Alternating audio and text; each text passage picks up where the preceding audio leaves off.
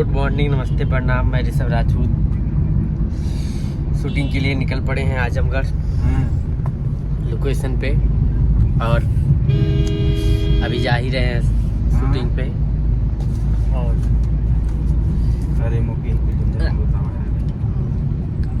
आधा घंटा लगेगा शूटिंग पे जाने में। उसके बाद में वहाँ का कुछ दिखाएंगे, शूटिंग पे क्या हो रहा है क्या नहीं हो रहा है, कब तक शूटिंग चलेगा। बड़ा मजा आ रहा है आजमगढ़ में शूटिंग करके। तबीयत कुछ गड़बड़ है लेकिन अब तबीयत ठीक हो रहा है।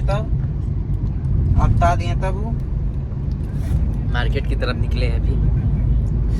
मार्केट होते हुए शूटिंग पे जाना है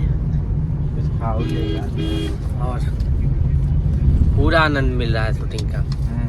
और कल शूटिंग खत्म हो जाएगा। उसके बाद 14 तारीख से मेरी फिल्म है, ठीक है, जिसमें मैं हीरोइन का भाई कैरेक्टर कर रहा हूँ। फिल्म का नाम सनम है। हीरो हैं तब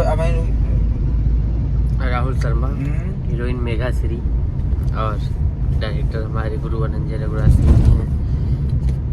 बहुत आनंद आ रहा है, मज़ा आएगा फिल्म करके। जय हो, बम बम।